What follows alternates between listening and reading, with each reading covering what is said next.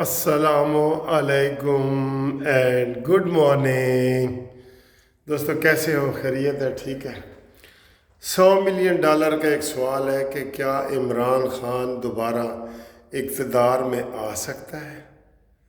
اس کے اوپر بات کریں گے، اور چھوٹی موٹی باتیں اور ہیں۔ آپ کو پتہ ہے کہ جو چیف جسٹس اسلام آباد ہائی کورٹ ہیں، اسلام آباد ہائی کورٹ کے بالکل ٹھیک، چیف جسٹس عامر فاروق، آج اس کا ایک عمران خان کے حوالے سے کوئی کیس لگا ہوا تھا پی ٹی آئی کا، تو انہوں نے کہا وکیل کو جی بحث کرو، تو وہ کہتے ہیں نہیں جی اسی تواڈے کول کیس نہیں سنانا، اسی تواڈے خلاف ریفرنس دائر کر دیتا ہے۔ ایک پھیکا سا ریفرنس انہوں نے دائر کیا ہے، حالانکہ میں پہلے دن سے یہ کہہ رہا ہوں کہ جو عامر فاروق ہے جو چیف جسٹس اسلام آباد ہائی کورٹ کا، وہ اندر سے فلی طور پہ عمرانڈوز ججوں کے ساتھ ملا ہوا ہے، اور وہ عمرانڈو ہے، اور اس کو یہ صرف پریشرائز کرنے کے لیے تاکہ آئندہ بھی ہمیں وہ جھولیاں بھر بھر کے ریلیف دے، وہ لینا چاہتے ہیں۔ ٹھیک ہے جی۔ اور دوسری طرف یہ یعنی کہ یہ ڈرامہ ہے بالکل۔ تو چیف جسٹس نے کہا جی اس کا مطلب ہے کہ سر پھر تو ہر کوئی یہ درخواست دے دے گا کہ میں آپ کے خلاف ہوں اور میرا کیس نہ سنو، کسی کیس کی سنوائی ہوگی ہی نہیں۔ اب یہ ایسی چیزیں ہیں کہ جو بالکل غلط ہے، اور اس کے اوپر ٹھیک ٹھاک ری ایکشن ہونا چاہیے، کنٹیمپٹ بنتی ہیں یہ ساری چیزیں، لیکن نہیں سر جی نہیں، یہ چوہے بلی کا کھیل ہے، اور یہ ہائیڈ اینڈ سیک والا کھیل ہے، یہ سارے اندر سے ملے ہوئے ہیں۔ آج جو اس لاہور ہائی کورٹ کا فیصلہ آیا ہے، جس کا ابھی تک مذاق اڑا رہے ہیں کہ وہ جناب بڑے مذاق سے کہہ رہے تھے کہ عمران خان کے خلاف آپ کو 1.5 سال کے بعد خیال آیا ہے کہ اس کے اوپر 9 مئی کا کیس بنا ہوا ہے۔ حالانکہ کیس ہوتا ہے، جب بھی آپ اس کو کریں گے وہ معاف نہیں ہو سکتا، وہ 100 سال تک بھی پڑا رہے گا، معاف نہیں ہوگا۔ جب بھی بندہ قابو آئے گا، چاہے وہ بیرون ملک چلا جائے، ادھر چلا جائے، ادھر چلا جائے، وہ کیس نکل آتا ہے۔ لیکن انہوں نے یہ نہیں کیا، اور جھولیاں بھر کے عمران خان کو ریلیف دیا، اور ریمانڈ بھی ختم، اور واٹس ایپ والی حاضری بھی ختم۔ ٹھیک ہے۔ اب جب یہ سارا ماحول ہوگا، میں آپ کو اس وقت بتا دوں، سپریم کورٹ، اسلام آباد high court, Peshawar high court, Lahore high court, یہ سب ہم تم سب جیل جانا مانگتا ہے، یہ سب عمران خان کے حامی بن چکے ہیں، سب۔ سندھ کا میں نہیں کچھ کہہ سکتا کیونکہ وہاں نہ کوئی کیس لگا ہے، نہ کوئی چیز سامنے آئی ہے، لیکن یہ سارے آ گئے۔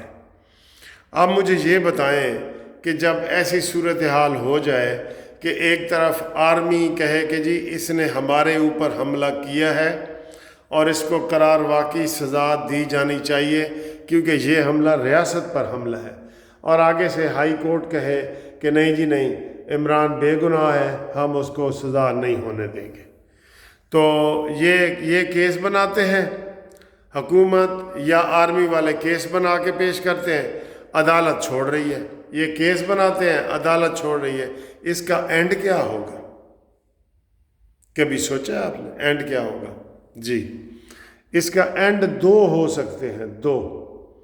ایک تو یہ ہو سکتا ہے کہ ایمرجنسی لگ جائے اور پی سی او آ جائے صدر کی طرف سے، ٹھیک ہے، اور ان کا حلف نیا لیا جائے، اور جن ججوں کا حلف لینا ہے وہ لے لیں، اور جن کا نہیں لینا ان کو فارغ کر دیا جائے، جیسے کہ ضیاء الحق کے دور میں، مشرف کے دور میں، یہ سارا ایسے ہوتا ہے، پی سی او جاری ہوتا ہے، ٹھیک ہے، پی سی او جی پروویژنل آرڈر ہوتا ہے، یہ جاری ہوتا ہے، اس کے مطابق فارغ ہوتا ہے۔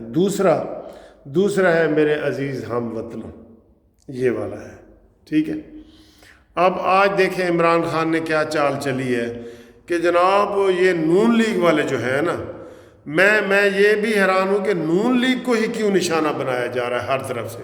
عمران خان نے کہا جی کہ یہ جو نون لیگ ہے نا، یہ نہیں چاہتی کہ عمران خان کی اور عاصم منیر کی صلح ہو، یہ بلکہ ہمیں لڑانا چاہتی ہے، اور عمران خان نے کہا ہے کہ میں کبھی آرمی سے نہیں لڑوں گا، اور میں عاصم منیر کو بھی کہتا ہوں کہ وہ بھی آرمی سے نہ لڑے۔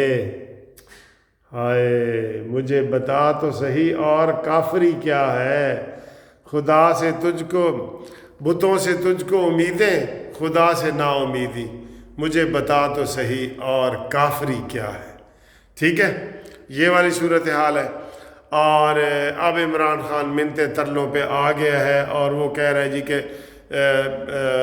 میری لڑائی نہیں سی، اے تے نون والے سانو لڑا رہے ہیں، یعنی کہ میں چوچا وہاں تے میں نون والے ہی لڑا رہے ہیں، جڑے میں 2 دن پہلے بھی بیان دیتا ہے کہ اگر میری بیوی نو کچھ ہو گیا تو سارا قصور عاصم منیر دوئے گا، عاصم منیر تجھے میں نہیں چھوڑوں گا۔ ٹھیک ہے، ادھر سے یہ سر جی اس عمران خان کی کسی کو سمجھ آ سکتی ہے؟ آپ یقین کریں جو میں آپ کو کہہ رہا ہوں، یہ کونسلر لیول کی سیاست بھی نہیں کر سکتا، اس کو جناب ہمارے سروں پہ بٹھا دیا گیا۔ کونسلر جو ہوتا ہے نا، کونسلر، اس کو بھی ایسے میٹنگ میں بلائیں گے تو وہ کہے گا کہ یہ سڑک اتنے کی بنے گی اور اس کی یہ فیزیبلٹی رپورٹ ہے، یہ بھی نہیں بنا سکتا فیزیبلٹی رپورٹ، لیکن اس کو ہمارے اوپر مسلط کر کے وزیر اعظم بنا دیا گیا۔ اب وہ جو پاگل سے پاگل بات کرتا ہے نا، جیسے ہم بچپن میں پڑھتے تھے نا، غالب کا کوئی شعر پڑھ لیا، بازیچہ اطفال ہے دنیا میرے آگے، ہوتا ہے شب و روز تماشا میرے آگے، تو ہر اسٹوڈنٹ پھر اس کی وضاحت کرتا تھا اس سے شاعر کی مراد کیا ہے۔ شاعر کہتا ہے کہ یہ دنیا ایک کھیل تماشا ہے، ہر بندہ اپنی اپنی، اس سے شاعر نے پتہ نہیں کس موڈ میں کہہ دی ہے، کوئی پی پلا کے کہہ دی ہے اس نے، کوئی فکرہ جو بھی آیا اس نے کہہ دی ہے، اس کی توجیہات 100 اسٹوڈنٹ ہے نا، 100 اسٹوڈنٹ کر رہے ہوتے ہیں کہ اس سے شاعر کی مراد کیا ہے۔ عمران ایک فکرہ گندا سا کہہ دیتا ہے اور اس کے اوپر سارے ہم پیچھے لگ جاتے ہیں کہ اس سے عمران کی کیا مراد ہے بھائی؟ میں بشرا بی بی کے قاتل عاصم منیر ہے میں نہیں چھوڑوں گا، اس سے کیا مراد ہے؟ اور پھر کہتا ہے جی نون لیگ والے عاصم منیر کو میرے ساتھ لڑانا چاہتے ہیں، اس سے کیا مراد ہے شاعر کی؟ تو وہ سر جی بالکل حقیقت یہ ہے کہ پاگل آدمی ہے، نشے میں وہ کوئی اور باتیں کرتا ہے اور نشے کے بغیر اور باتیں کرتا ہے۔ دنیا کا ہر قسم کا اخلاقی الزام اس کے اوپر ہے، دنیا کا۔ آپ بڑے بڑے ملکوں میں پھر رہے ہیں، سارا کچھ کر رہے ہیں، ہر جگہ یہ ہے۔ ٹھیک، اچھا یہ ہے جی، تو وہ پاگل سا آدمی ہے، کوئی بیان دے دیتا ہے تو ہم کہتے ہیں جی شاعر سے عمران کی اس سے یہ مراد ہے۔ تو یہ میں آپ کو یہ بتا رہا ہوں کہ وہ کونسلر لیول کا بھی سیاستدان نہیں ہے، نہ اس نے کی ہے۔ 50 سال کا تو تھا جب اس نے یہ پارٹی بنائی ہے، 50 سال تو بعد بندے دی عقل کتنے کم کر دی ہے، یہو جہے کھلاڑی دی جڑا نشہ بھی کردا ہوئے۔ اچھا پھر عمران خان نے جناب یہ کہہ دیا کہ میں ٹیسٹ نہیں کرواتا۔ میں نے تو کہا تھا رانا ثناء اللہ اس کا ڈوپ ٹیسٹ کرو، نشے والا کرو، ہر چیز سامنے آ جائے گی، اور اس نے جناب انکار کر دیا۔ میں یہ کہتا ہوں کہ قانون میں یہ ہے کہ اگر کوئی بندہ عدالت میں کسی سوال کا جواب نہ دے، عدالت کے بھی تو ملزم ہو، وہ نہ ہاں میں دے جواب نہ نہ میں دے، تو اس کو ملزم ہی سمجھا جائے گا۔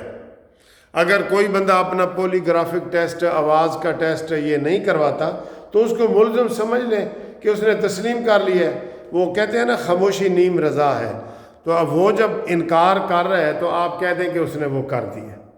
تو ان ساری توجیہات کو لے کے ہمیں کوئی سمجھ نہیں آتی کہ یار یہ کیا کھچڑی پک رہی ہے، کیا ہو رہا ہے کیا نہیں ہو رہا۔